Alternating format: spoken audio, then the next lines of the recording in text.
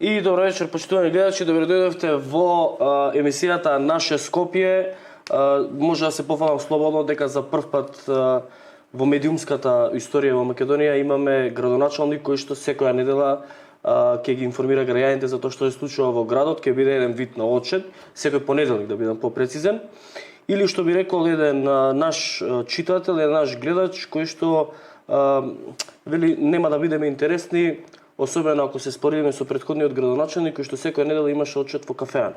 Се надевам дека овој градоначалник нема да прави такви отчети. Еве почнуваме од вечерава и од тука од Информакс. Градоначалничке да почнеме веднаш со темите кои што ги интересираат граѓаните, а тоа е во каква состојба го најдовте градот? Добро, ова е тема на која што сме дискутирале многу пати претходно, меѓутоа јас секогаш сакам да кажам дека доколку на граѓаните не им кажете во каква состојба се наоѓа градот, тие нема да имаат точна и прецизна информација, а оттаму нема да имаат и прецизна слика зашто сето она кое што се случува наназад во овие изминати 5 месеци се случува, особено имајќи ги во предвид оние напади кои што континуирано ги има, онаа хајка, ако сакате онака попрецизно да кажете, што ја гледате можеби низ секојдневието. Да.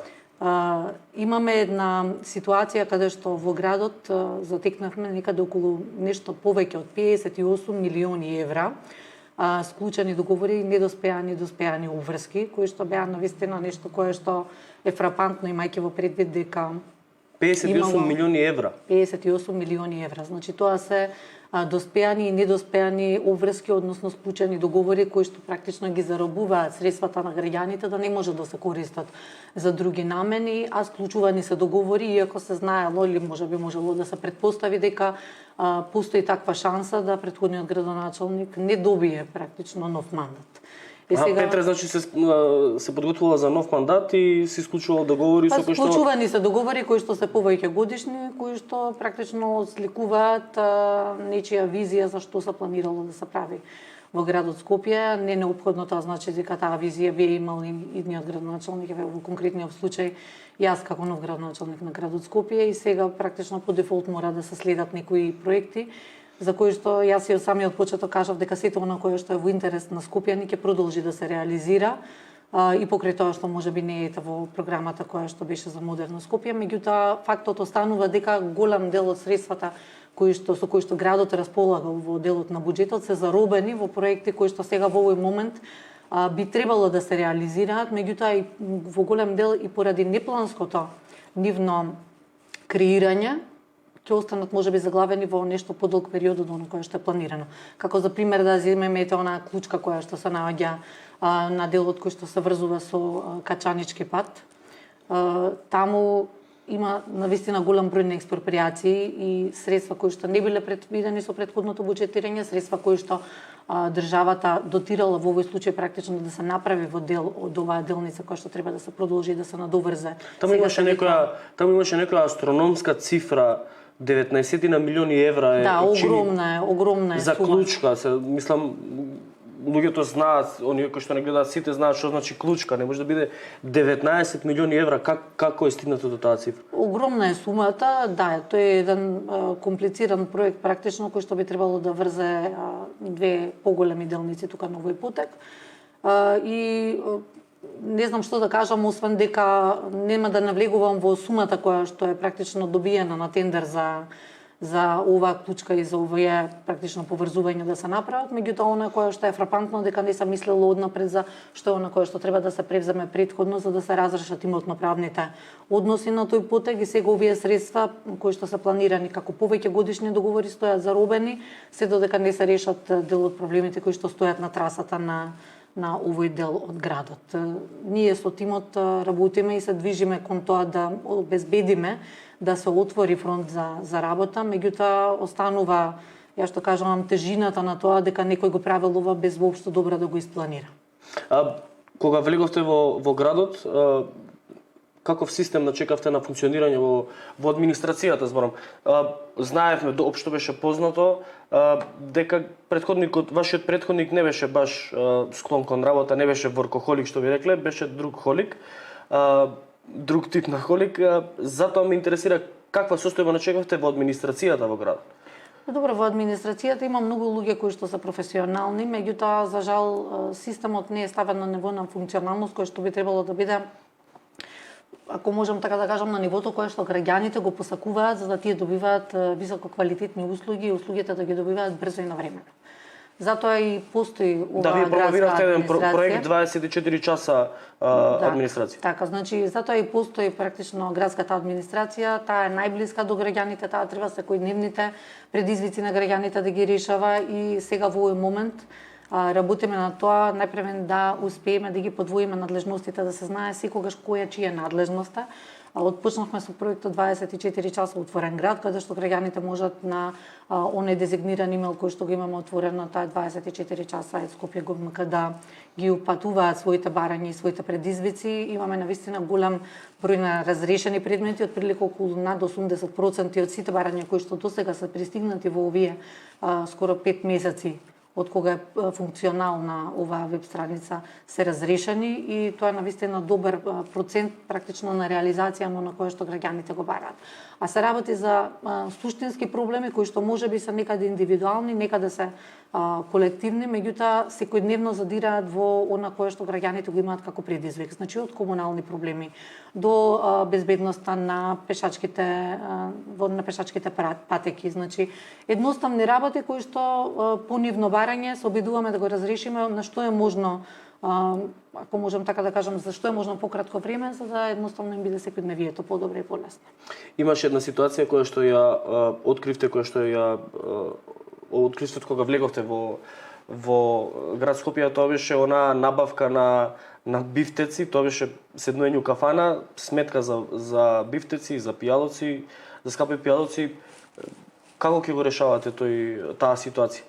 Имате план да ги барате парите назад и од председателката, бившата председателка на Советот Јанчева, но и од Шилегов? Знаете како нападите, како што ви кажав на самиот почеток, отпочна многу активно и тоа уште од првиот ден на мандатот, а тие не беа прекинати, практично продолжија уште од самата кампања. И тоа почна токму на денот кога кажав дека ќе има одговорност за сето она кое што се случувало и за кое што имаме информации и индиции дека се случува во градот. Тие напади беа континуирани и од почетокот и од првиот ден. Значи јас не верувам дека некој друг имал толку многу, дури во самите први 100 дена, немал некој толку многу напади, пресконференции, соопштенија, небулози, лаги, невистини искажани, истакнати во јавноста, а целата позадина зашто тоа се случува е затоа што некој се обидува да влие да изврши притисок за да не се разоткриваат сите оние работи кои што јас кажав дека доколку се утврди дека биле злоупотребени средствата на градот или пак службената позиција, дека ќе се следи одговорност. И ова е една од тие работи. Значи, средствата на граѓаните биле злоупотребени. И апсолутно не е важно дали некој злоупотребил 1 денар или 1 милион евра, злоупотребата е злоупотреба. И за истата треба да се знае дека треба да има принципи, треба да има правила и дека треба со тие пари да се работи домаќински, затоа што тие средства се средства на граѓаните кои што треба да се вратат кај граѓаните, а не треба да се трошат на скапи вечери и практично на луксузирање на нивен терет. А она ние кои што го направивме, тие средства инстантно ги пренаменивме. Значи ниту еден денар од тие средства да не се потрошени. Колку пари се тоа вкупно и на што ги пренамените? Огромен е бројот на средствата. Иницијално ова за кое што во изборував првата транша која што ја имаше склучено претходното раководство и тоа непосредно пред измеѓу изборните кругови беше отприлика над 30.000 евра. За кафани, да? За кафани. И тие средства ние ги пренаменивме практично додат за обрати за лицата кои што се од социјален ризик, значи за бездомните лица, за сите оние на кои што им е најнеопходно да им стигне ваков тип на помош. Соработуваме со голем дел на организации кои што се хуманитарни, меѓу кои што и Црвениот крст, Љубезност, Средпитни оброк, значи голем број на организации кои што навистина се релевантни и кои што знаат токму кое е местото каде што овие оброци најмногу ќе придонесат и се најпотребни и се најбарани.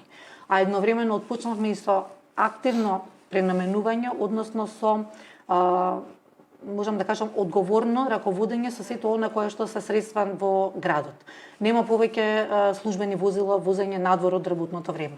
Значи вработените, односно оние лица, инспекцијските служби, пред се комуналните и така натаму служби во градот, возилата кои што ги користат во работното време, по работното време тие се враќаат на паркингот на градот Знам ја за Скопје. неколку ситуации кога ги спомнавте веќе возилата, знам за неколку ситуации кои што беа употребувани од градот Скопје, беа ставени во функција на изборната кампања на вашиот претходник. Например, има едно такво возило од противпожарната служба која што служеше за потребите на командантот на противпожарната бригада Скопје. Тоа возило е демолирано практично. Користено во кампања, вратено демолирано, веројатно заради тие флешерите што ги има напред, па влагале у филм некако. Тие работи ќе ги ставите во ревизија, Јас сега првпат искрено слушам за ова, меѓутоа Да, тоа беше објавувано, да. Што ме објавувано, тогаш верувам дека треба да се истражи и да се види кој зошто со која намена го правел тоа и доколку има злоупотреба. А детектирани се голем број на индиции за вакви злоупотреби, верувам дека треба да си постои одговорност. Одговорноста не е само за тоа да оној кој што ја направил претходно да одговара. Одговорноста доаѓа за да се превенира во иднина, да не се осмелуваат луѓето да сакаат да помислат дека воопшто може да злоупотребуваат било што е во делот на службеното работење за приватни цели. Искрено, кога ќе отворам веб страницата на град Скопје, вака ми личи малку штура, да речам, не доволно може да ме информира мене како граѓанин на град Скопје, но знам дека таа страница таква како што е штура, чини 75.000 евра од буџетот на град Скопје. Да. Вие објавивте дека е 75.000 евра и најавте одговорност за тоа. Па за таа веб страница, која што сметам дека за оние пошироката јавност знае дека не кошта 75.000 евра. Не знам дали знае пошироката јавност, еве колку за информирање, ние работиме на веб страница, ние знаеме колку во суштина чини таква страница. Не би требало повеќе од 300 евра до 5.000 евра таква страница да се направи, ама ја читавме онаа набавката, како тоа била набавена, нарачана веб страницата, нели не знам како беше, интерконекцијски систем за нема врска, обично веб страница 75.000 евра. Па не е толку страшно што некој на јавна набавка ја добил за 75.000 евра. Уште пострашно е што ја добил за 75.000 евра, а не го испорачал она кој што требало да го испорача за страницата да биде целосно функционална. Значи злоупотребата е двојна, можам да кажам, иако и обичен лаик може да оцени за тоа дека една веб страница просечно со едно истражување на пазарот, тоа мислам дека секој еден и просечен граѓанин може да го направи, да види која е цената на чинење на една таква веб страница, меѓутоа повторам, по-симптоматично е тоа што и она кој што требало да биде испорачено за 75.000 евра во случајов не било испорачено. Тие повторно да кажам се средства на граѓаните. Средствата на граѓаните треба да се ракуваат домаќински.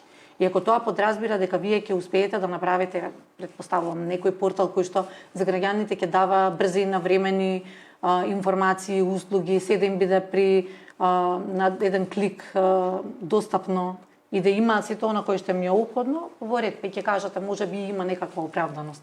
Меѓутоа вие да имате една обична веб страница која што ниту пак успеале, нити веројатно се потрудиле да ги завршат сите оние работи кои што треба да ги завршат за да биде таа целосно операбилна, во ниту еден случај јас не знам како може да го оправдаат трошењето на 75.000 евра.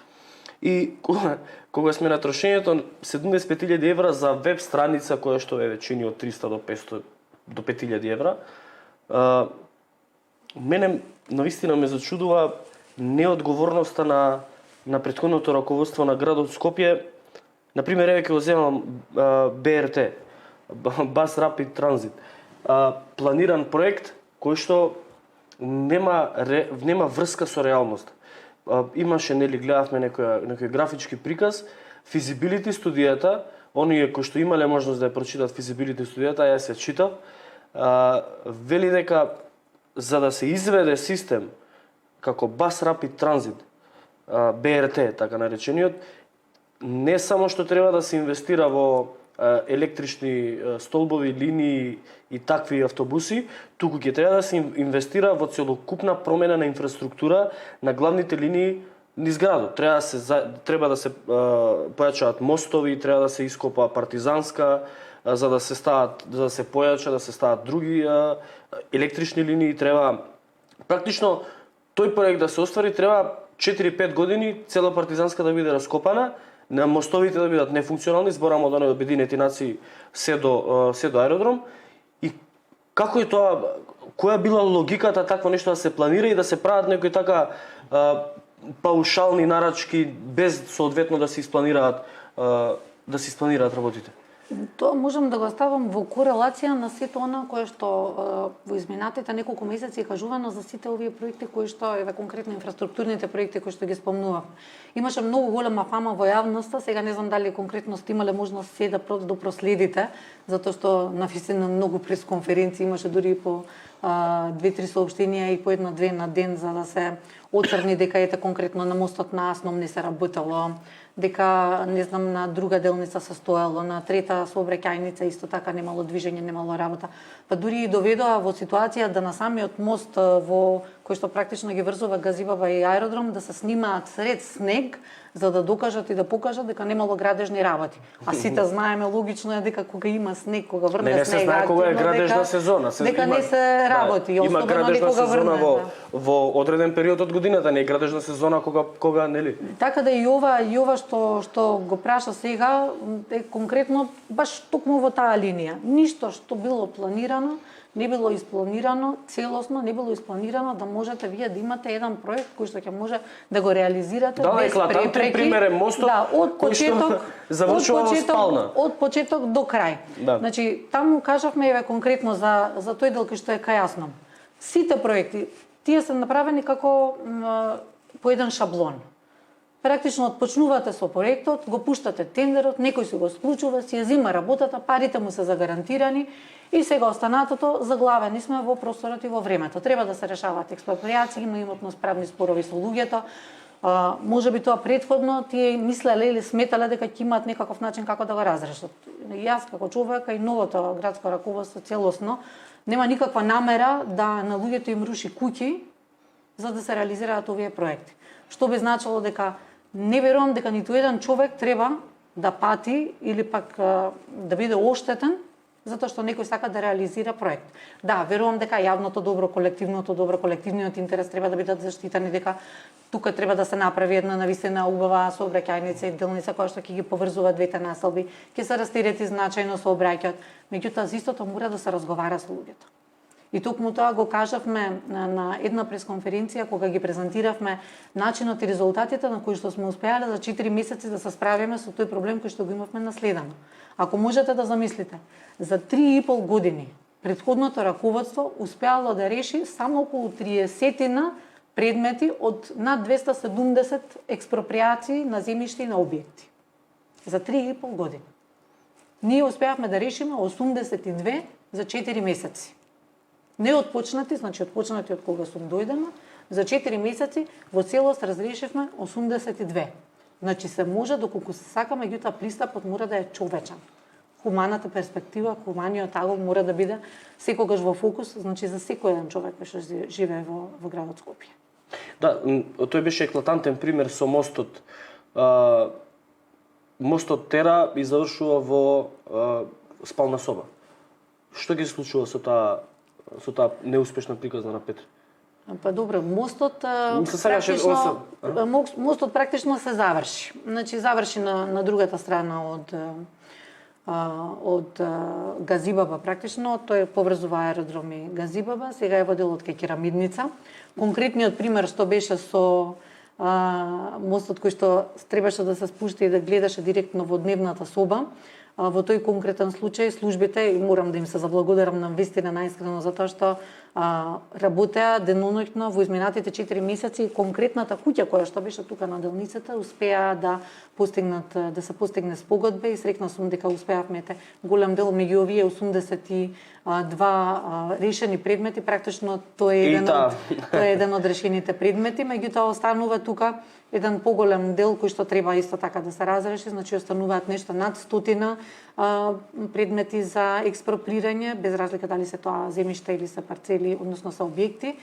И верувам дека ќе се обидеме барем да го стигнеме крајниот рок, а тоа е некаде при крајот на 2023 година да биде целосно финиширан, меѓутоа во секој еден случај мора да се внимава затоа што тука има многу предмети каде што и самиот град и луѓето кои што работат во него и тимот не може да влијаат. Како што се пример да кажам имотно-правни спорови меѓу самите семејства кои што се влезани во судска процедура и врз која што практично не може да се влијае. Додека тоа не се заврши на еден или на друг начин, ние практично мора да се чекаме да има финално решение. Затоа комплицирано е многу, меѓутоа повторно да се вратам. Да било добро планирано. Значи да се направило едно истражување таму какви се состојбите. Да се отпочнало со овие постапки да се работи на експроприацијата прва по понатаму да се гради, сега не би биле во ваква состојба, во ваква позиција да се заробени со договори милиони евра од средствата на граѓаните кои што треба да чекаат додека не се разрешат имотно-правните спорови. Да речеме, тие средства ќе можеа да се употребат, особено во вакво време кога се наоѓаме во економска, во здравствена, во енергетска криза, ќе можеа да се употребат конкретно да се реши некој погорлив проблем. Значи имаме многу големи проблеми, имаме проблеми со загадувањето, имаме проблеми со водоводот. Значи има проблеми навистина кои што задираат во секојдневието на луѓето и се нешто кое што навистина им е најнеопходно, покрај нели ова останатото на кое што го дискутирам. Многумина гледам и во коментари, но веќе ми испратија и неколку пораки. Ги интересира колку до сега кривични подготвивте и дали некоја поднесовте? Па не би сакала да зборувам сега и да отварам теми за кои што нели во секој случај треба да ги имаме финалните документи, индиции постојат. Работиме на тоа се да биде целосно подкрепено и со докази, со факти, со аргументи, со нешто кое што не сакаме да тргнеме во лов на вештерки, него едноставно тоа мора да биде базирано на што е она кое што се случило навистина во градот, фактите да бидат на маса и сето тоа да биде преточено и да биде доставено до надлежните институции. Па понатаму останува нели нормално на надлежните институции да ги ценат овие факти и аргументи и да кажат дали тие сметаат дека постои или не постои тука злоупотреба, иако за овие две кои што досега веќе се инициирани. Јас верувам дека се цврсти аргументите и дека сериозен преседан ќе биде дури во нашиот правосуден систем, доколку некој се убеде да ова го занемари, го тргне на страна, тогаш се отвара пандорината кутија да се трошат средствата на граѓаните без јавни набавки, без да се проведуваат, без да се спроведуваат соодветни постапки. И тогаш многу работи кои што сега во овој момент се обидуваат луѓето практично да кажат дека треба да се практицираат како закони, како прописи, ќе бидат занемарени. Значи, 2 кривични пријави до сега? Поднесени се, две пријави по кои што очекуваме соодветно постапување. Иако според она кој што ние го имаме како информации, уопшто не би ни покренувале доколку самите овие предмети кои што ги имаме не се целосно подкрепени со сето она кое што е неопходно за да бидат успешни на крај да се реализираат и овие средства да се вратат назад кај граѓани. Ме интересира кои ви се омилени лонгплејки од младоста и омилени стрипови? Добро, мојата генерација не слушаше многу винил плочи. Ние бевме повеќе децата на 90-тите, тогаш беа повеќе оние касети, да, и така да не слушавме винил плочи, за жал. Петре Шилегов имаше една ситуација во која што ве нападна вас поради оние кукички за продавање на такви винил плочи, книги на неговиот Facebook профил. Иако заборави да каже дека тие куќарки, тој проект беше дел од проектот Скопје 2014, проект за против кој што тој наводно се бореше и сега најде да го брани, што вака е една иронија. Што ги случува со тие куќарки? Знаете како и во тој дел многу беше во јавноста пренесено од аспект на тоа да се извртува реалноста и да се служат со манипулации и со лагија, се со цел да предизвикаат да има некакви негативни чувства кон она кој што сега во моментов го правиме. А во ниту еден случај пак не се потрудиле да појаснат што е оно што тие го направиле, практично да го загрозат и начинот на кој што тие луѓе таму функционираат и нивната екзистенција. Сега вака најпластично да објасниме за јавноста што се случува со тие лица таму кои што работат и кои што си обезбедуваат основна екзистенција. Значи тоа не се само тие 9 куќарки кои што се наоѓаат на кејот. Ваков тип на лица кои што со некаков вид на договор работеле со градот има 22 позиции низ практично централното градско подречје. И овие лица се оние сигурно сте ги сретнале и ни самиот центар на градот, продаваат костани, продаваат пуканки. Тоа се луѓе кои што си заработуваат, практично си го решаваат основното екзистенцијално прашање со тоа што си се самовработиле и практично работат во центарот на градот. На овој дел, а тука се и овие куќерки на самиот кеј. Е сега, што е она која што е специфика за овие куќерки, а и за сите останати? Тие првиот договор го имаат склучено некаде во 2012 година, ако не се лажам. Да. И понатаму секоја година тој договор им е продолжуван, на по една година им е анексиран практично, се до 2018 година, кога тогашниот градоначалник им ги прекинува.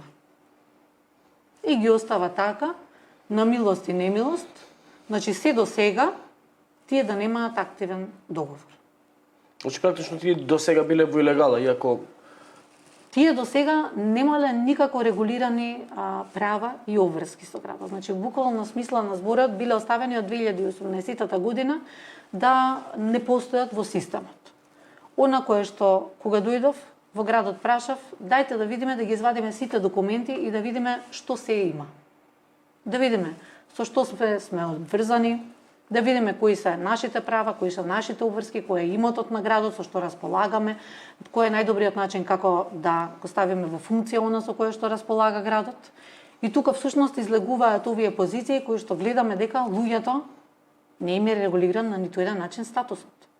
Побаравме од тие луѓе да се направи практично на примо предавање, најдовме начин како да ги, ако може така да кажеме, да им дадеме нови договори со јавни повици кои што ќе бидат објавени, затоа што сепак тоа се луѓе кои што веќе се многу добро познати во Скопје, значи граѓаните знаат каде се, знаат која е нивната функција и се обидуваме практично да им дадеме начин како да тоа катче кое што тие го имаат, а сега многу пати во овие изминати години, значи тие самите таму нешто си доправале, нешто си поправале, значи тој долго гледаат како своје дома. Меѓутоа, овие 4 години, нивниот статус е никако не регулиран.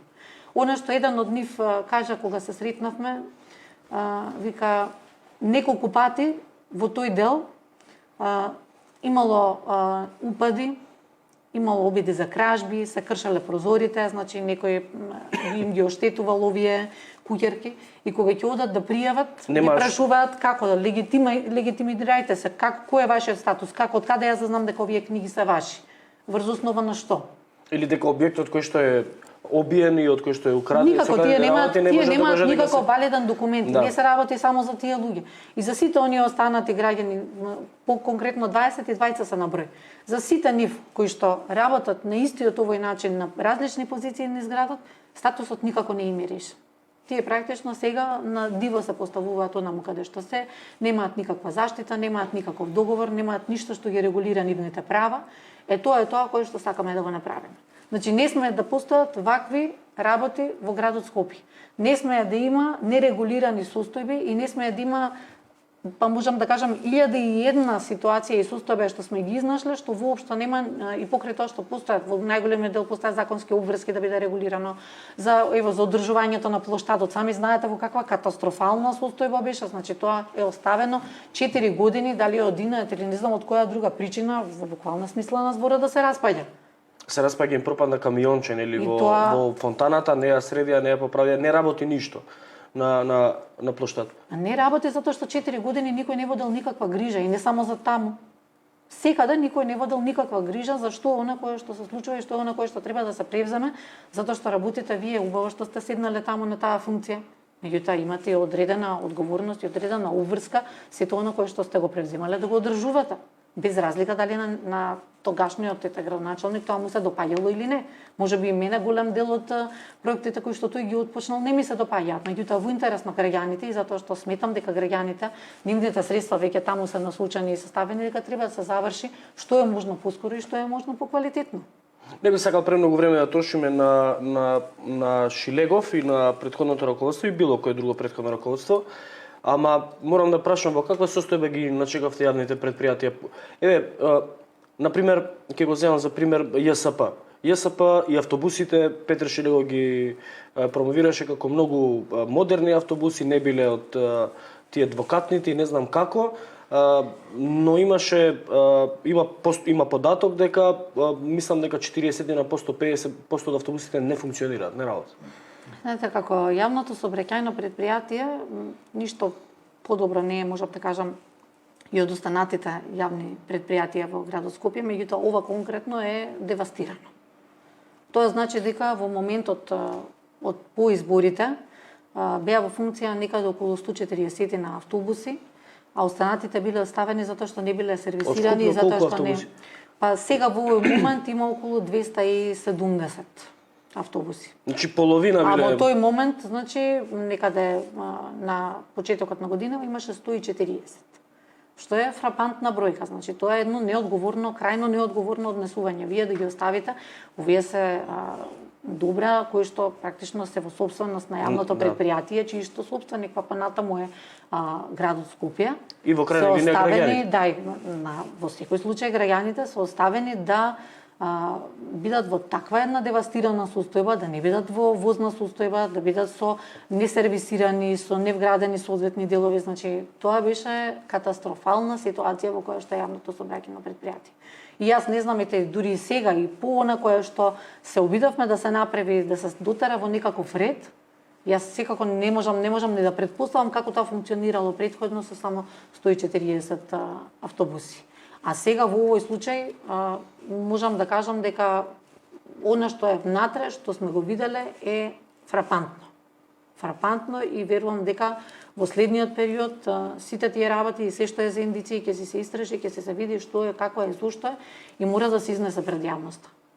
Затоа што ние имаме една институција која што треба да биде првиот сервис на граѓаните, значи внимавајте се работи за тоа дали ќе стигнат граѓаните брзо, навремено, онаму каде што тргнале наутро, дали е на работа, дали да ги однесат своите деца, дали децата да одат на училиште. Значи и да не зборуваме за колку пари дури има потрошено за време на кризата. Значи корона криза. Намален убам на работа, а трошење како да нема утре. И тоа може би 2 пати и не знам колку пати повеќе од што пред кризата. Имате ревизија нарачано за град Скопје и јавните предпријатија? Ревизии, да, секаде има. Некаде е веќе отпочнато, некаде е ставено на план за отпочнување, затоа што тоа сепак не е нешто кое што е така едноставно, мора да влезе во соодветна програма, да се планира и да се отпочне и секаде ќе има ревизија, затоа што на крајот интенцијата е сите овие предпријатија и градот Скопје да бидат доведени во ред. Секаде онаму каде што нема да има систем да функционира, ќе се случуваат вакви работи. Нема да се знае дали некој има договор, нема договор, голем број на работи се оставени нерегулирани, законски обврски кои што сме морале како град да ги направиме, не биле исполнети, не биле реализирани, значи една по една тие секојдневно излегуваат, биле криени под тепих. И не знам зошто и не биле реализирани, затоа што ниту е премногу комплицирано, нити пак е нешто кое што е невозможно да се реализира, нити пак изискувало премногу финансиски средства. Реков, не би да зборувам многу, да му дам простор на претходното раководство. Не сме му дали никога кога било актуелно, нема ни сега. Нови проекти, отпочнати проекти, знам дека имаше многу, бидејќи ги следиме промоциите. Имам. Вака, да, имате доста проекти. Следевме на промоцијата на првите 82 дена, што се беше сработено во првите 82 дена. Мислам дека ретко кој градоначелник може да се пофали со толку многу проекти за само 82 дена. И тоа во ситуација кога, например, градот Скопје беше, сите знаеме, сега кажавте, девастиран. Градот Скопје е во таква состојба каква што е, јас повторно да напоменам, не сакаме да се жалиме. Не сме тука да се жалиме, меѓутоа мора луѓето да знаат. Да детектираме мора што е, луѓето да знаат што се случувало, како се случувало, зошто се случувало, зошто сме во оваа ситуација во која што сме сега во моментот, како да се надмине, како никогаш да не се повтори. Затоа што ако се повтори со овој систем, понатаму повторно ќе ги имаме истите проблеми кои што се имале и порано. Да. А при тоа имајте во предвид дека досега, наназад една деценија, секогаш градоначалникот бил од истата опција од која што била и владачката партија. И го имал ветерот во грб, ја што сакам да кажам, имале апсолутната власт двостепено и на централно и на локално ниво. И покрај тоа што се имало толку многу моќ, толку многу влијание, толку многу средства на располагање, некој претходно нити 5% од собствената програма не реализирал. 5%.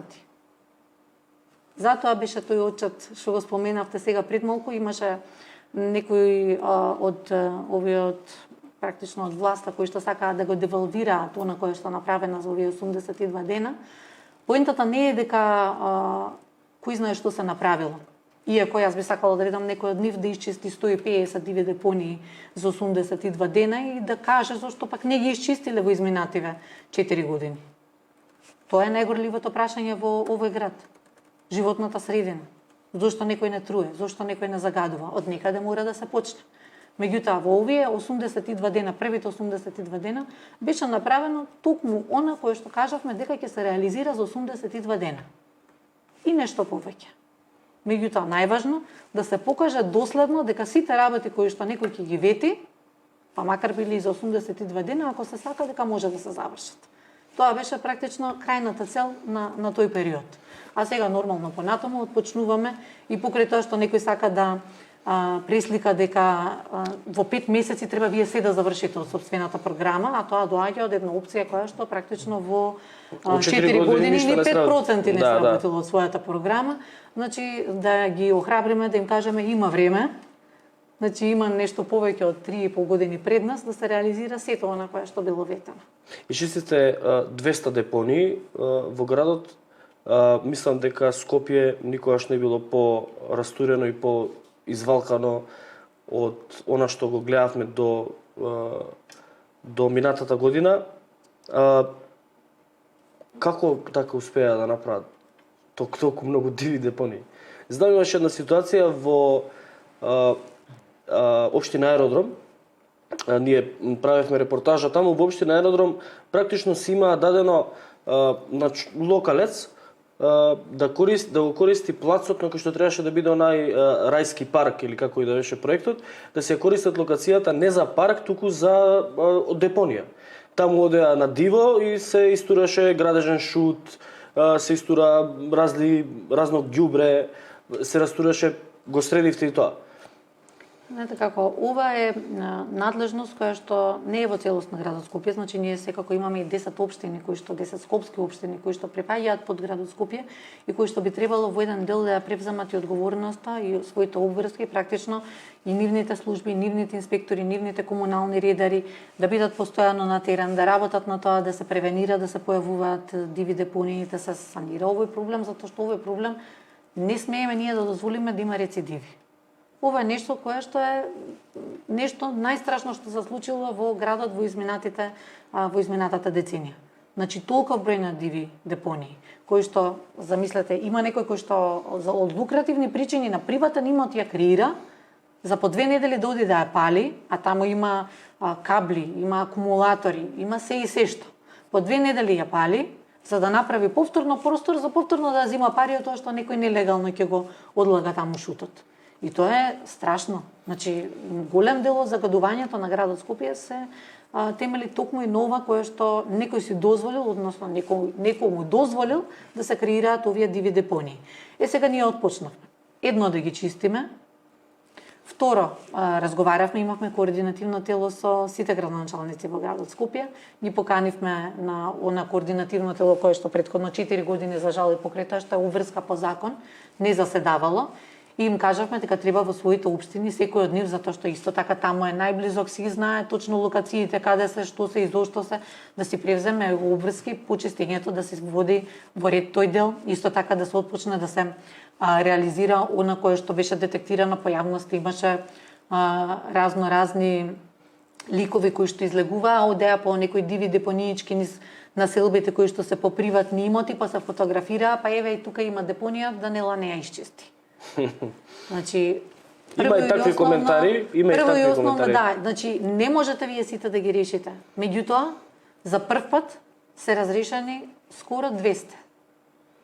Второ, оние кои што се на приватен имот, градот нема да ги чисти, се додека и општините исто така. И општините ги имаат истите ингеренции. Додека не се задолжат овие приватни собственици прво да си ги исчистат самите. Па доколку не ги исчистат во соодветен рок, значи тие се задолжени за тоа, понатаму се пристапува кон тоа градот или општината да ги исчистат на нивен трошок. Затоа што доколку вие печелите пари од тоа што дозволувате на вашиот имот да има приватна депонија практично дива, Извинете, меѓутоа мора и санкции да подложат за тоа. Или ако ништо друго, доколку еве, не сакам да преюдицирам дека секој еден кој што има во приватен имат дива депонија дека практично зима пари за тоа, може и не зима. Меѓутоа не се грижи како добар домаќин за својот имот. Зашто се должни другите граѓани, другите комши да праќаат од таму и да гледаат купишта на ѓубре собрани во нечiji простор? Имате казни за тоа. Имаше и неколку такви ситуации кога градот Скопје изрече драконски казни или би рекол заслужени. Има казни, да. Колку се движат казните и колку казнивте до сега? Има казни и тоа казните се некаде од 3800 евра па нагоре. Најголемата беше околу 80.000 евра. Да, 88.000 евра беше поконкретно. И верувам дека тие се еден само мал сигнал дека доколку некој сака да ги крши прописите и доколку сака практично да заработува на грбот на граѓаните и да ги загрозува нивниот живот, нивното здравје и животната средина, дека за тоа истото ќе се биде пенализирано. Зашто ги спомнав казните? Ние имавме една опција која што тврдеше дека ќе биде зелена опција, ќе го изчисти воздухот во градот, ќе ги казни оние кои што го загадуваат градот, набавуваат дронови, нечии сопрузи, партнери на министри се збогатуваа за тие дронови. Имаше невладини организации кои што добиваа милионски суми на пари од владата, од градот Скопје за наводно чистење. Ние не видовме ни една казна во претходните 4 години за некоја депонија која што наводно би била исчистена. Ние не видовме дека беше спречено палењето на каблите, дека каде што најчесто ги се палат кале, централно градско подрачје. Ние не видовме ништо од тоа за што се збореше. Ние слушавме само приказни и уште ги слушаме тие приказни. Имаме сега приказна Даниела исече 16 дрва. Не се гледа на се она за кое што тие наводно се бореле, а сега практично се случува. Туку Даниела исече сега 16 дрва. А јас знам дека во вашата програма се за тие кои што не сакаат да ја прочитаат програмата, вашата програма вели дека вие нема да исечете ни едно дрво во вашиот мандат. До сега мене ми е, од една страна ми е жал што се фокусирале толку многу на тоа да некого делегитимираат и да оцрнат. Меѓутоа, од друга страна пак ми кажува дека штом толку многу жустро се борите против некога, во овој случај со мене, дека најверојатно стравот е многу голем. И најверојатно лажат. Лажат тоа сигурно, се зборуваме за опција која што вистина не кажала од кога. Не, ова е конкретен пример. Ова е конкретен пример. Лаже дека ќе го чистат воздухот во градот. Лаже, ама меѓутоа нивното време од тој аспект, од аспект на локална власт заврши. И сега наше е времето да работиме на тоа да се санира ова кое што го имаме, меѓутоа повторно морам да напоменам. Ова не е исклучива надлежност на градот. Значи, не е градот надлежен за животната средина во Македонија и во градот Скопје. Ние си имаме Министерство за животна средина и просторно планирање. И ете, каде е Министерството и зошто не постапува? Значи, не е градот единствен оној, нити има доволно ресурси, нити има доволно средства, нити има доволно човечки капацитети да се справи со стотици депонии. Меѓутоа, што направивме? Да, исчистивме, скоро 200 диви депонии исчистивме. Тоа никој досега не го направил. И од другата страна нема да кажат, знаете што, благодарам што ја работите и нашата работа, ете ние во 4 години ниту една не исчистивме, него викаат, леле, не ги исчисти сите 300, исчисти 200.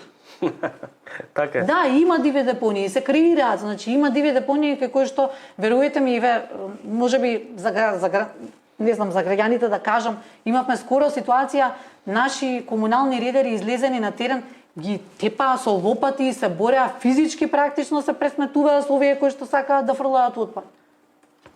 И тоа е нешто кое што дали од една страна од лукративни причини, од друга страна затоа што од другата страна се соочувате со луѓе кои што тоа им е бизнис. Па да, бизнис. И ги напаѓаат луѓето, значи сепак јас сум тука и како човек, и како градоначалник да си ги заштитам овие луѓе кои што излегуваат надвор и кои што се борат за тоа да не се фрла ѓубре, меѓутоа тоа не е исклучива наша надлежност. Имате ли поддршка од полицијата? Немаме поддршка од полицијата. Немаме поддршка од полицијата, а треба да имаме. Значи ова е страшно лукративен бизнис, некој печали големи пари, сега не викаат овие од власта, леле, како тоа се фрла ѓубре, како тоа некој прави толкави диви депонии, дај да отидеме да видиме кои се тие да ги казниме, него леле останале 1, 2, 3, еве ги каде се неисчистени. Па одете исчистете ги. Не е тоа исклучиво наша надлежност. Желба е. Огромна желба е да го изчистиме градот. Сакаме да биде градот чист. Меѓутоа, сега на одредени места, нити без полициска асистенција, нити без дополнителна помош, нити без централната власт, ние не можеме се да направиме, макар и тоа и да го сакаме најмногу на светот. И тоа треба граѓаните да го знаат. Не можат луѓето да си го ставаат животот во опасност, сепак тие се луѓе кои што се инспектори, тие се комунални редари, тие се луѓе кои што одат таму буквално секој ден се борат со овие од другата страна кои што за пари практично фрлаат и загрозуваат нечи живот и здравје. Да, бизнис беше тоа, затоа ги спомнав казните. Ма и се уште е бизнис, и се уште е бизнис, меѓутоа казни порано немало. Не, па затоа немаше казни затоа што се договара тие се правеа шеми, демек немате казна, ама намали малце нека не те гледа. Сега треба да се запрашаат граѓаните зошто нема помош, зошто нема асистенција, зошто нема дополнителни од централната власт инспекции за да се санира овој проблем. Тоа е нешто кое што не е исклучива надлежност на градот Скопје, само желба е. И тоа огромна желба е да ги изчистиме овие диви депони. Меѓутоа не можеме да стигнеме секаде. Ние зборуваме од една страна за град кој што има 70 на милиони буџет за се. А од друга страна имате власт која што има 4,5 милиарди буџет кој што сега дополнително Министерството е кога сме кај екологијата, Министерството за заштита на животна средина има дури и пристап до оној фонд, екофонд, зелен фонд или како и да беше, кој што се наплаќа на секој литар гориво. Нели заради тоа беше и поентата зашто толку поскапеа горивата. И сега ми е прашањето, имате ли вие стратегија да како заедно со Министерството за животна средина ќе го користите тој фонд за животна средина и ќе го намалите загадувањето во градот? Има ли од таму слуг? Помагаат ли со нешто? Имаат ли стратегија? Министерството за животна средина треба да ги даде тие податоци информации. Тие средства одат во тој фонд и тој фонд треба да се намени со цел да се превенира она кое што ни се случува во моментот. Тоа е загадувањето кое што е енормно во целата држава. Цела Македонија во текот на... Има стратегија ова влада, има некаква стратегија? Не знам, ако има би требало да ја кажат која е стратегијата. Затоа што ние како град Скопје, како метропола, се трудиме сите она кое што е во наша надлежност и во наша моќ да го направиме, меѓутоа не сме семоќни. И повторно, тука имаме и други градоначалници кои што треба малку и во својот двор да си погледнат, да се зачистат, да се потрудат, барем и таму каде што сме успеале да го санираме проблемот, да не се повторно да се случува. Од наша страна превенција отпочнуваме со системско решавање. Значи се обидуваме да најдеме систем како да сето ова биде затворено за да нема рецидиви, да не се повторува. Од друга страна, глобите се големи. И трето, затоа што во голем дел од овие, особено ова каде што ви кажав, каде што сме имале критични точки и каде што дури и инспекторите и комуналните редари ни биле напаѓани, ќе превземеме и посериозни чекори и ќе почнеме и со барање на кривична одговорност од овие лица. Затоа што и законот тоа го дозволува, значи се постојат кривични дела кои што се против животната средина и против природата и сметам дека тоа треба да е следниот чекор. Активно да се почне, кривично да се гонат овие сторители кои што не го загрозуваат здравјето. Затоа што доколку ние продолжиме вака да немаме од централната власт соодветна поддршка, помош и тие во голем дел да си ја вршат работата која што е во нивен домен, а понатаму да бидат асистенција на ова кое што ние го правиме, мора да се превземаат и сериозни чекори, па да видам кој е оној кој што ќе отфрли кривична пријава против некој кој што не труе континуирано во градот. Сакав да разговарам малку околу дрвата, ги споменав.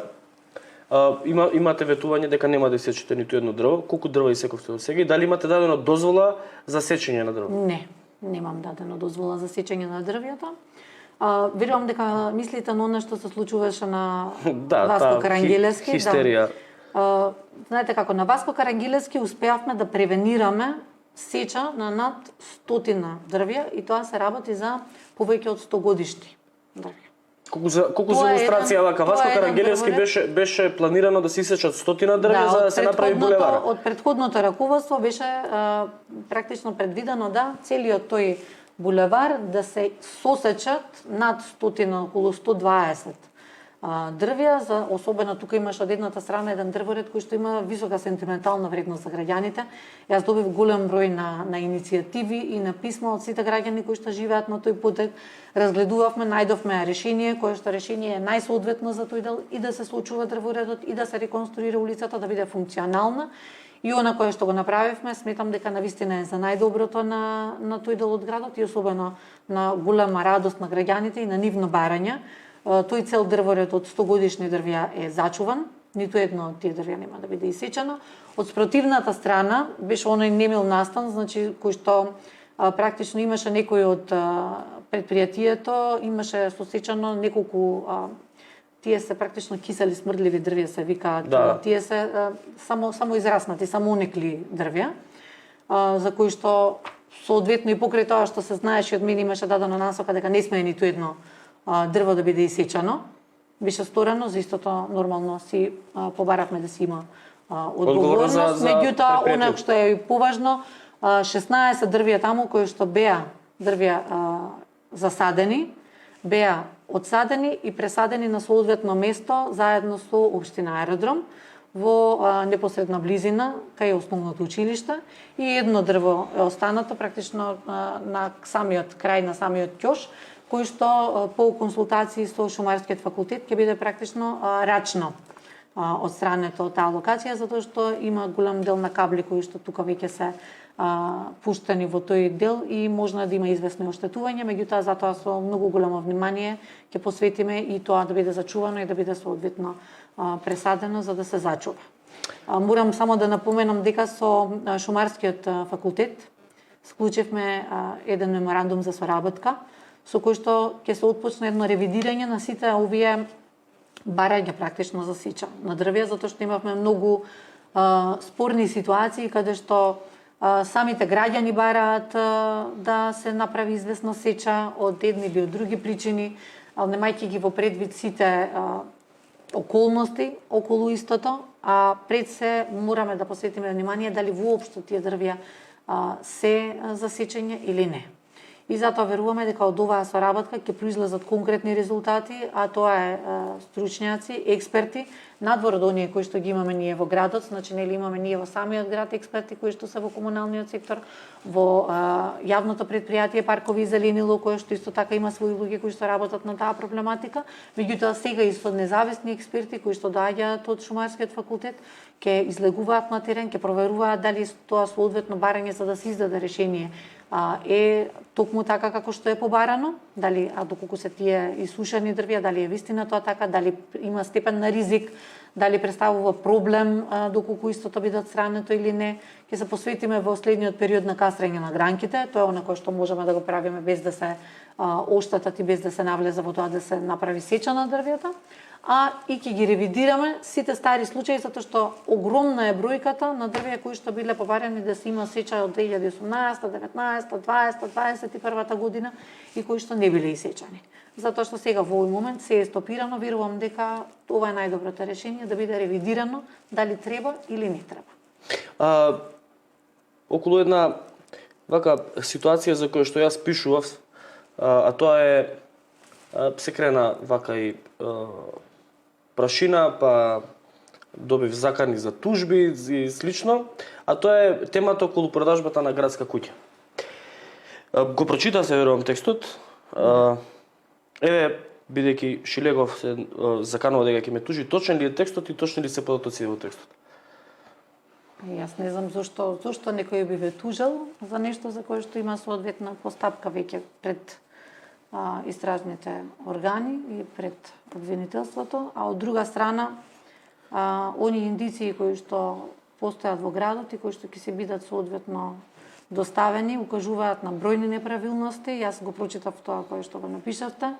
Во голем дел од работите и конкретно и немав информација, меѓутоа тоа отвара нова светлина на она кое што е таму напишано и на она кое што го имаме ние како предмет и верувам дека треба да се постапи затоа што градската куќа беше нешто кое што навистина му треба на градот, пред се на градската администрација, а понатаму и на граѓаните. Зошто на граѓаните? Затоа што тие сега во овој момент немаат место каде да дојдат, каде да се обратат и да добијат соодветна услуга, имајќи во предвид во кои простори се наоѓа град Скопје сега. Значи прво е една според мене лично несоодветна средина за луѓето кои што работат таму. Значи навистина не заслужуваат да функционираат и да работат во такви услови, во тие бараки кои што се сигурно повеќе од 40 години или 50 години стари, условите не се соодветни за нив, меѓутоа условите не се соодветни и за барателите на услугите, односно за нашите крајни корисници, а тоа се граѓаните. Значи граѓаните заслужуваат подобро, односно заслужуваат кога ќе дојдат да се обратат во простории кои што доликуваат на едно градско собрание, односно на еден град, на една ни треба практично една ваква градска куќа која што мене навистина не ми е јасно кои биле причините зашто е продадена, а верувам дека полека на сите можеби ќе ни стане јасно зашто е оваа трансакција направена. Еве по-конкретно да идеме поенти од текстот. Направена е проценка на градската куќа од човек кој што би требало, нели, е ангажиран од градот Скопје да прави проценка за експроприација. Како што знаеме, градската куќа не е експропирана, туку е продадена. И јас колку што знам, градот Скопје има собствени проценители за собствениот имот. Таа била имот на градот Скопје. Таа била имот на градот Скопје, која што била градена со таа намена да биде практично дом на сите овие луѓе кои што работат во градската администрација, па натаму да биде и дом на сите скопјани кои што би требало секојдневните услуги да си ги бараат во самиот град Скопје. Зашто е, мислам, возможно е да направи проценка човек кој што би требало да прави проценки за експроприација да ја проценува градска куќа? Тоа би требало да кажат други институции. Јас верувам дека надлежните институции ќе се истражат и ќе се постапат, ќе увидат дали она кое што се случило тогаш во тој период е она кое што е соодветствува на реалноста. Иако во ниту еден случај не сметам дека нешто кое што за намена било правено и било да се стави во функција за доброто на градот и на граѓаните, требало да се дозволи да биде продадено и тоа за значително пониска цена од цената на чинење. Значи цената на чинење на практично сметководствената цена во тој момент била нешто над 20 на милиони евра, а таа е продадена за некаде околу 12 и нешто милиони евра, што значи дека многу пониска е од реалната вредност сметководствена која што има во градот Скопје, а за пазарна веќе тоа не би сакала да навлегувам, колку на пазарот сега еден таков голем објект од над 12,5 12,500 метри квадратни, колку би требало да чини на пазарот, имајќи предвид локацијата каде сето она кое што било направено, вградено, да имаме еден објект кој што ќе биде достоен дом за Скопје. Имате вие сигурно податоци за тоа дали се платени комунали за градска куќа? Од страна на купувачот, бидејќи градот Скопје... Комунали за градската куќа не се платени, сега кога зборуваме за градот Скопје, од страна на градот Скопје било ослободено 50% од страна на градот, 50% од општината Центар во тоа време. И градот Скопје за тој објект нема платено комунали, затоа што намената на тој објект било објект од јавен интерес, односно објект кој што треба да биде, нели, местото каде што ќе функционира Советот на градот Скопје, популарно наречено градското собрание, градоначалникот и така натаму. И верувам дека тие услови би биле достојни и за градската администрација и за граѓаните да можат полесно и пофункционално да си ги добиваат услугите. За разлика од ова сега кој што имаме во овој момент. Неплаќањето на комунали од страна на во случајов еве на Македонија, кој што е купец, и неставањето на таква обврска во купопродажниот договор, се само да го искоментирам, не мора да го одговарате, и неставањето во договорот обврска да се платат тие комунали кои што мора да ги плати инвеститор, иако градот Скопје претходно бил ослободен, приватен, инвеститор мора да се ги плати, е уште едно кривично дело кое што би требало да се даде да се стави покрај ова за кое што веќе постапува обвинителството. Не мора да го коментирате ова, но ме интересира договорот за долгорочен закуп. Вие имате договор за долгорочен закуп со Министерството за транспорт и врски за земјиштето на кое што се наоѓа градската куќа. Се уште е активен тој договор? Да, се уште е активен тој договор. Тоа земјиште е практично дадено на користење на долгорочен закуп на градот Скопје, токму за оваа намена, да на него се изгради градската куќа. Како е продадена градската куќа, а земјиштето не е на градот Скопје, туку е дадено на... Тоа знаете како, сега верувам дека врз основа на сите овие индиции кои што ги кажавте, постојат институции кои што треба да си превземат соодветни постапки за да се види, да се докаже што од ова во која насока требало да оди, дали отишло, како отишло и која била намерата позади целата оваа продажба, затоа што сега од ова кое што предмалку го напоменавте, навистина е нејасно како се одвивала целата оваа работа. Не, мислам, зборувам за процесот до продажбата, па и самата продажба на тој објект. А морам да кажам дека не знам зошто воопшто некој би се осмелил да го продаде тој објект кога толку многу очајно на луѓето кои што работат во овој момент во градот Скопје им е неопходно да имаат место во кое што достојно би можеле да си ја работат својата работа. Бевте повикани од обвинител до сега, бидејќи со оглед на тоа што има постапка против Шилегов, токму за продажбата на градска куќа во обвинителството, ве повика некој обвинител да ви постави прашање во врска со оваа продажба? Па не сум во тек што се однесува до сите овие работи, верувам дека тие си ја работат својата работа професионално и дека би требало, доколку има некаква потреба, нормално стоиме на располагање и ќе ги обезбедиме сите оние информации, податоци кои што со кои што ние располагаме. Сега понатаму останува на нив тие да ценат што има, како има, во кој обем и што на кое што се случувало тогаш и која е оправданоста на таа продажба на крајот од краиштата, затоа што морам да напоменам дека условите во кои што администрацијата работи во овој момент се очајни. Малку ќе преминеме на попозитивни теми, па потоа ќе ги прочитаме прашањата од гледачите. Доколку имате прашања, поставите ги прашањата на стримот, ќе ги издвоиме и ќе ги прочитаме. Мегапарк во Ѓорче Петров, проект кој што мислам дека сите во Ѓорче Петров го очекува. Да. Тоа е еден од 5 мегапарка кои што веќе отпочнавме, го испроектиравме, значи ќе биде навистина нешто на кое што ќе бидеме горди. Ова е нешто кое што досега го немало во градот Скопје. Тоа е една навистина огромна површина која што се наоѓа.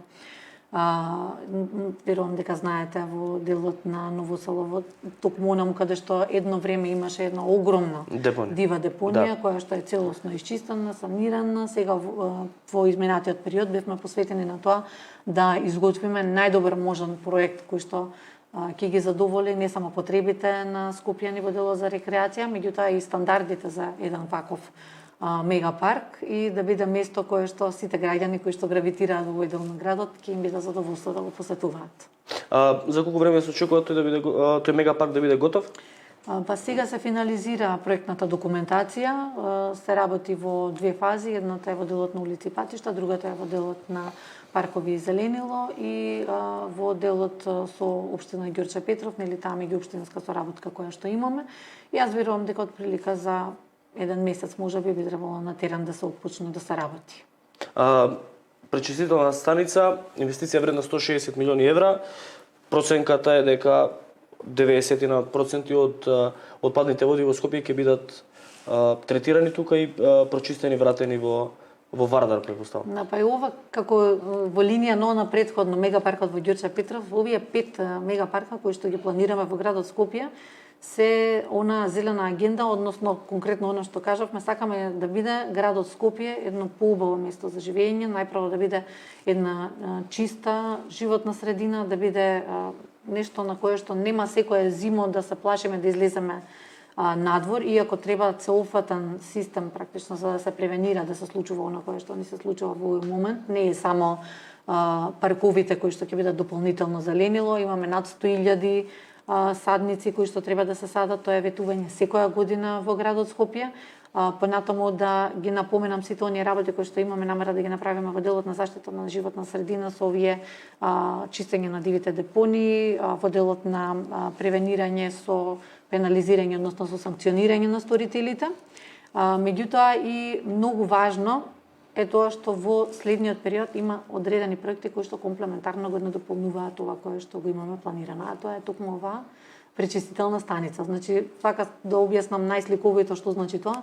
Тоа значи дека за 36 месеци од моментот од кога практично ќе биде прифатена, ќе биде отпочнат овој проект, сега е во фаза на евалуација, Мислам дека во септември, доколку остане све пред роковите кои што ги имаме зацртано, во септември би требало да отпочне и во рок од 36 месеци треба целосно да се заврши. Практично по завршувањето на овие 36 месеци ќе бидат над 90% прочистени сите урбани отпадни води во градот Скопје. Што значи дека повеќе нема да го гледаме за пример Вардар, да биде матен, ниту сето она кое што го имаме како потенцијал во градот Скопје и се што е во делот на отпадните води ќе биде над 90% прочистено, што е навистина еден ултра голем успех. Ова е регионално најголемиот екокапитален проект и мислам дека за отприлика 36 месеци од месец септември ќе бидеме навистина горди на неговата реализација. Медицинскиот отпад во Дрисла беше рак рана на скопјани секоја есен, секоја зима, секоја пролет. Таму се гори медицински отпад, се гореше таму и го практично еден од најголемите фактори за загадувањето на воздухот беше токму Дрисла, горењето на отпад во Дрисла, особено медицинскиот отпад. Го гледавме таму претходниот градоначалник како објаснува дека грешката била на другиот градоначалник пред него. Нема везе, дојдовте го средите нов стерилизатор во Дрисла. Околу тоа, каде ни објасните малку повеќе што значи и што значи за квалитетот на воздухот. Тоа е нешто кое што е започнато некаде 2017 година, што значи дека многу одамна била оваа замисла дека треба да се отпочне со добавување на ваква опрема која што ќе превенира на тоа да се согорува медицинскиот отпад. Знаете и самите дека голем дел од населението нормално е дека се биле уплашени, односно дека биле скептици за што е на кое што го дишаме, што е на кое што се случува, имајќи во предвид дека таму овој отпад кој што е медицински и кој што е потенцијално опасен бил согоруван. Од 2017 година и покрај тоа што имало многу обиди, ова не било финализирано, значи конечно еве го. Пред нас е целосно завршен и самиот објект и стерилизаторот, значи она кое што сега во овој момент го имаме е практично завршување на целиот процес на стерилизирање, односно на овозможување да се депонира овој медицински отпад без да има никакво согорување, односно ништо да не се испушта во воздухот. Ова е едно решение кое што веруваме дека е за доброто на сите граѓани, беше навистина многу поздравено, позитивни беа реакциите и цела една недела се зборуваше за тоа кои се ефектите од ова и колку практично ќе имаме превенирање на загадувањето од тоа што повеќе ова нема да се согорува во градот Скопје. Прашање од гледачи, околу тој сегмент и привршуваме со емисијата. Првото прашање е дали уредените зелени површини во центар се во надлежност на градот или на општина центар? Уредените зелени површини во центар, знаете како во надлежност на градот Скопје се оние површини кои што се наоѓаат практично по главните делници, на булеварите, значи на оние места кои што се во директна надлежност на градот Скопје, она кое што тука е паркот, при тоа парк шумата Газибаба, секако водно и сето она кое што се наоѓа на главните делници, тоа се оние средишни зеленила, странични зеленила. За сите останати работи, како и еве да кажеме овој голем мегапарк кој што ќе биде во Ѓорче Петров, оној кој што ќе биде во аеродром, во Чаер, сега во овој момент разговаравме, детектиравме најдобри можни опции со тамошниот градоначалник и секаде онаму каде што треба да позиционираме, тоа оди со меѓуопштинска соработка, што значи дека тие зелени површини се директно надлежност на практично скопските градоначалници кои што се под градот Скопје. Имате реакција и ургенција да реагирате. Чешмите не работат, нема вода каде да се напиеш, ако си излезе на кеј на булевари не работат, не знам зошто. Ако може да се реагира, да се вратат во употреба.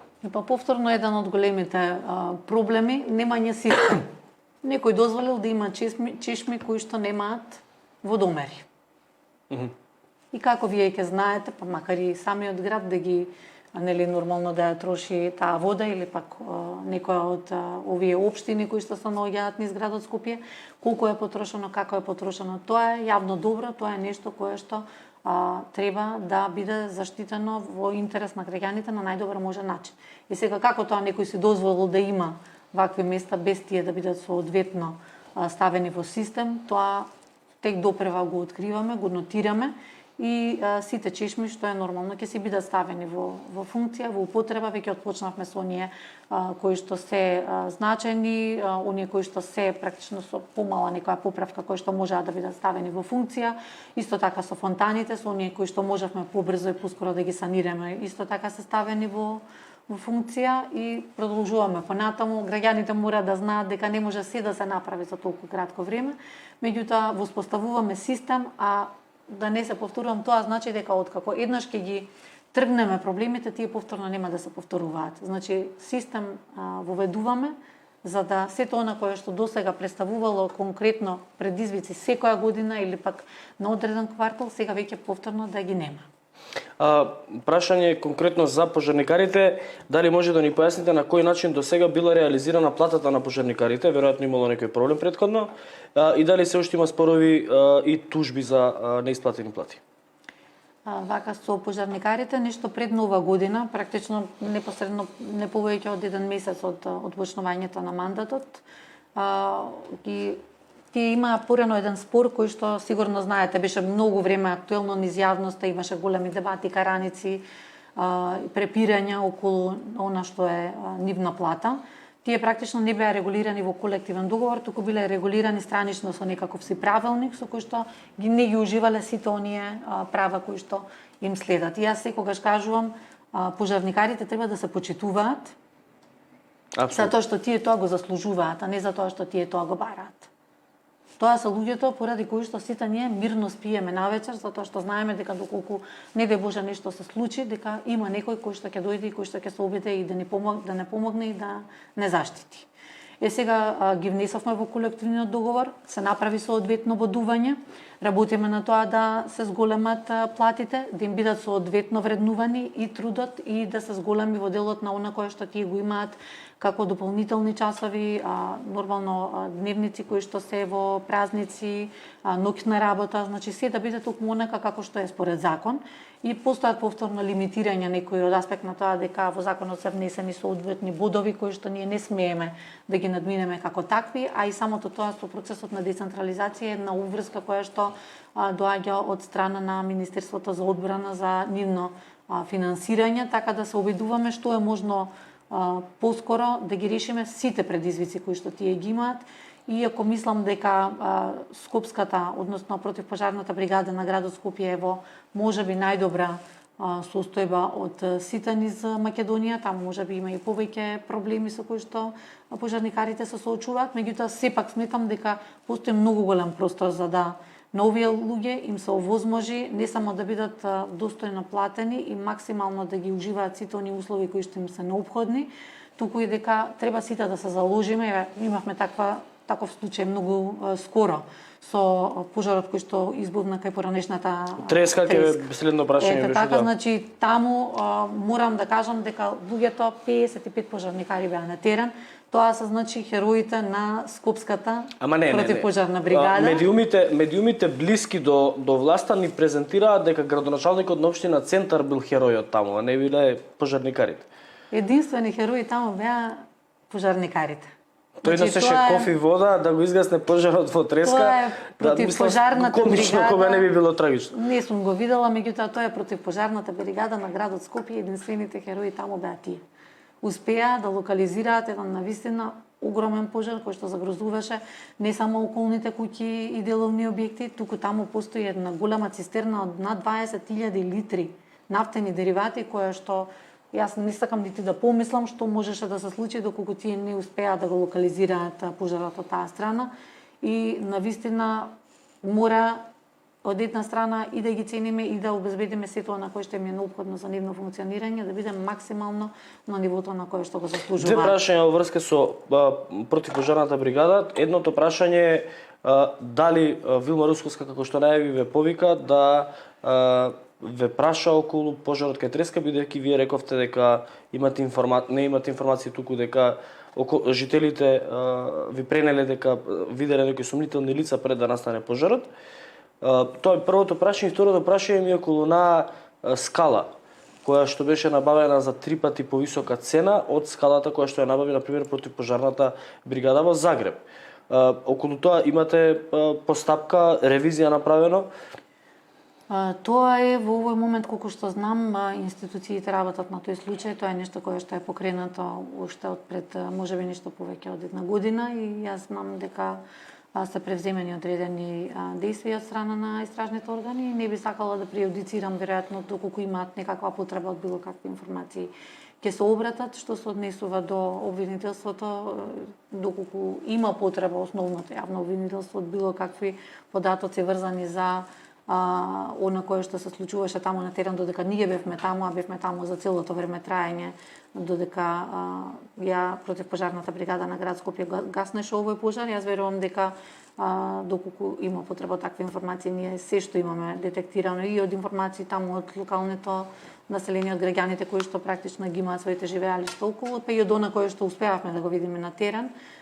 Тука сме во секој еден момент, а она што го споменате за госпоѓата Русковска, тоа беше лажна вест која што некој од медиумите се обидуваше да ја проциркулира низ јавноста, за жал.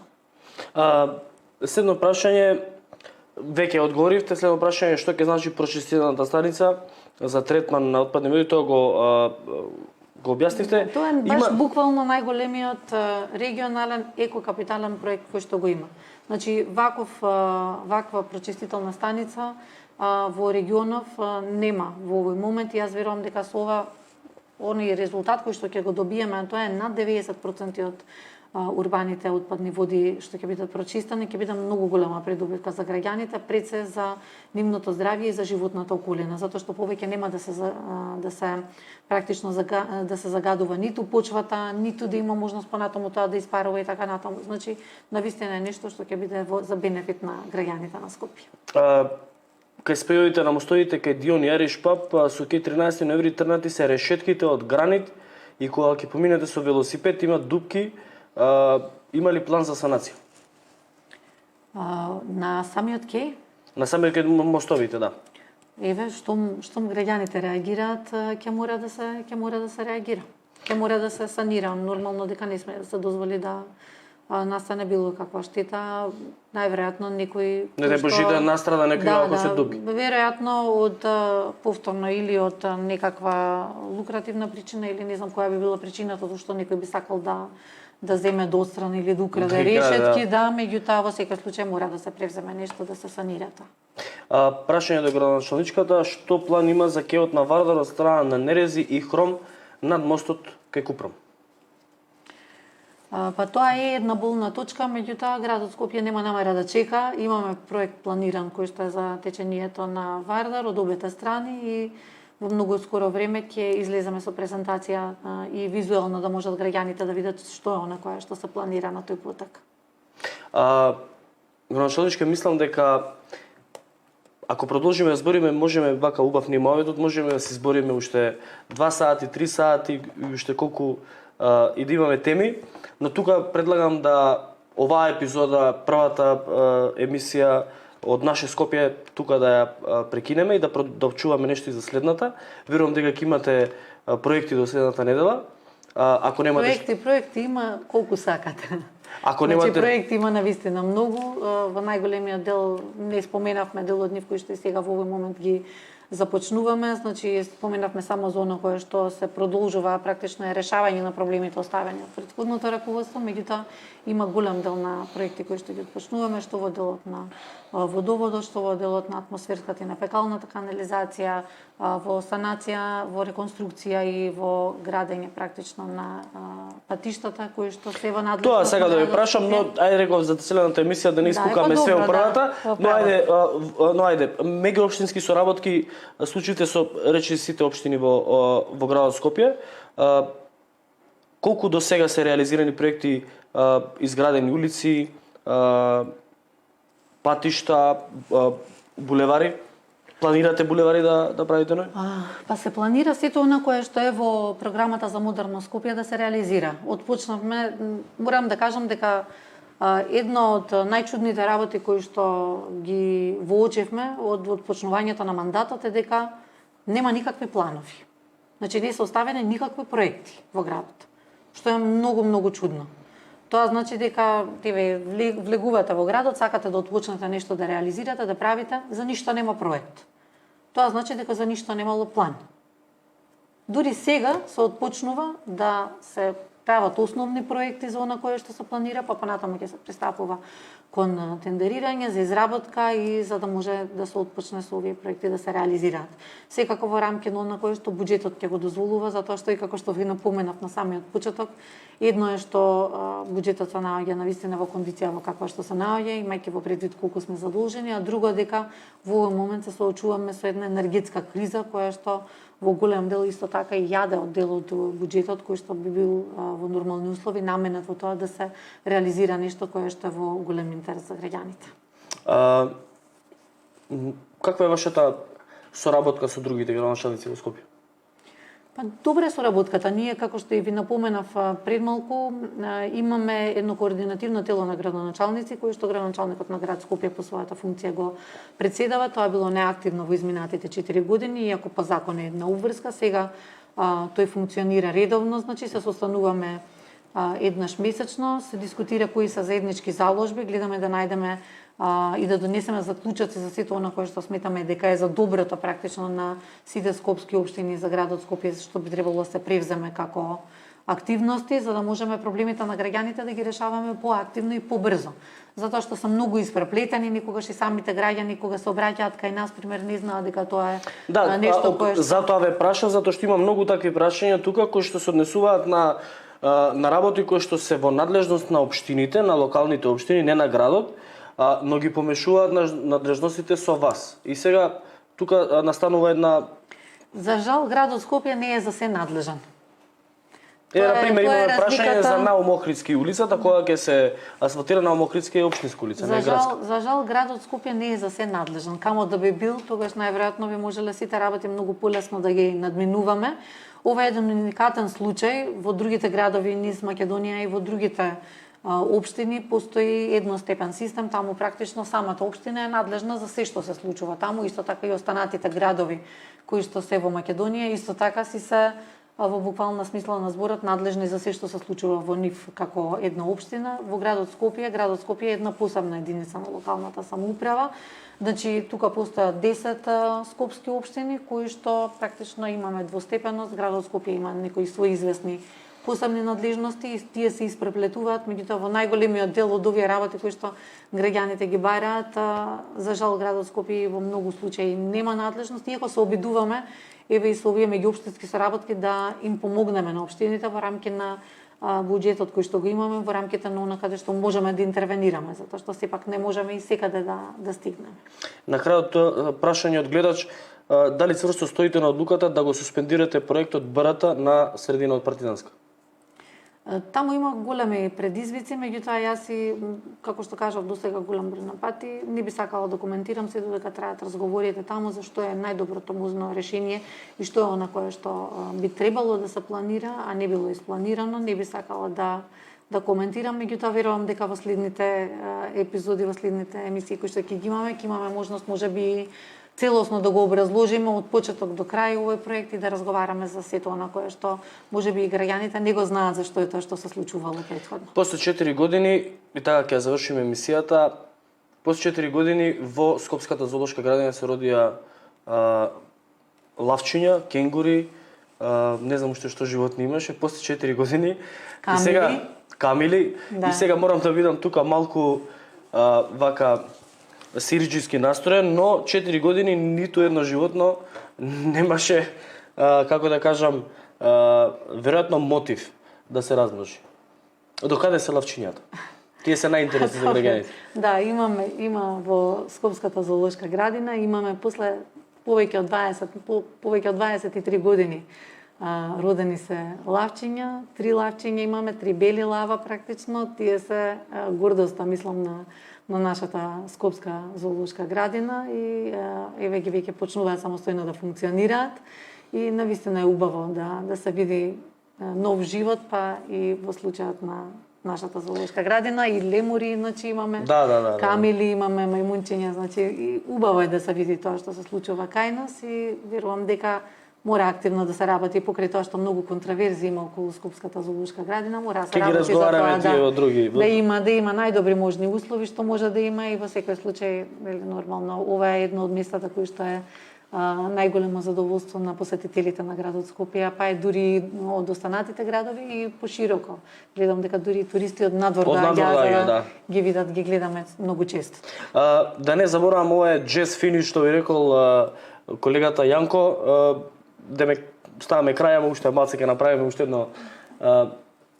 Прашањето ми беше од еден пријател кој што многу го интересира оваа информација, многу го интересира информацијата, каде е ќосето и дали ќе се врати? Споменикот на ќосето долго време го баравме, успеавме да го детектираме и ќе ги прашаме граѓаните што се однесува еве до мене како градоначалник, затоа што многу често ми беше поставувано ова прашање, не само во кампањата, туку и многу често и самите граѓани знаат и да напишат и да прашаат и ме интересираше каде го баравме, навистина 2 месеци се обидувавме да го пронајдеме каде, ставано дури и кружа некои гласени дека можеби е размонтирано или што ја знам, значи да не се грижат, пронајден е споменикот во добра состојба во овој момент и ќе ги прашаме граѓаните, ќе видиме што е нивното мислење. Дали треба и каде да се стави? Да, токму така. Ќе добиете од мене да се врати кај што требаше пред судот, бидејќи таква била и улогата на Андон Лазов Јанев Ќосето низ историјата. Градоначалничке ви благодарам, прва емисија вака маратонски ја издржавте одлично, фокусирано од почеток до крај. Имате стотици коментари позитивни, имате голема доверба од граѓаните, претпоставувам, верувам дека ќе одржите таа доверба во граѓаните и дека ќе ги исполните нивните очекувања. Јас прво да ви се заблагодарам на вас за поканата. Би сакала да им се заблагодарам и на граѓаните. Еве сега прво да им го честитам најголемиот христијански празник, македонскиот народ, сите верници кои што се од православната вероисповест, да се надевам дека овие неколку изминати дена ги помина и со добро здравје и со своите најблиски. И верувам дека ќе оправдам нивната доверба, посветено се работи на тоа. Знам дека има многу лаги, невистини, шпекулации и сето она кое што проведува низ јавноста, меѓутоа тие треба да имаат наум дека позади сето она кое што во овие изминати месеци дефилира низ етерот е нешто кое што има своја позадина, а тоа е притисоци да се извршат, да не излезат на површина. Сите овие работи за одговорноста кои што ги дискутиравме не само денеска, туку ќе верувам дека ќе ги дискутираме и понатаму ќе дискутираме. Да. Јас со следната емисија сакав да снимам во вашиот хотел, што би рекле некои колеги мои новинари, хотелот баш не може да го најдам. Претпоставувам таму се работеше за некаква кампања, но да не навлагаме во работата на колегите. Ви благодарам што не следевте во толкав број, ви благодарам на коментарите. Следната емисија повторно понеделник, повторно градоначалничката на град Скопје Даниела Арсовска. Емисијата е Наше Скопје, поставувајте прашања, следете Инфомакс, читате ги информациите први и без цензура. Довидување.